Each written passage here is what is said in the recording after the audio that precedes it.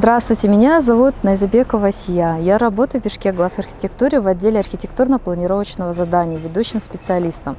Сегодня я хотела рассказать вам про улицу, на которой я живу. Эта улица названа в честь Манасчы Джусупа Мамая. В 2021 году в честь него названа улица, расположенная в юго-западной части города Бишкек. Начинается улица с проспекта Чингиза Айтматова, протяженности полкилометра, доходит до безымянной улицы за посольством Китая. Также жилые комплексы с объектами соцкультбыта. Джусуп Мамай родился в 1918 году. Он был манасчи, также деятелем кыргызской диаспоры в Китае. С его слов были записаны наиболее полный вариант эпоса «Манас», который издан в 18 томах. В 2014 году за особый вклад в сохранение эпоса получил высшую почетную степень Герой Кыргызской Республики.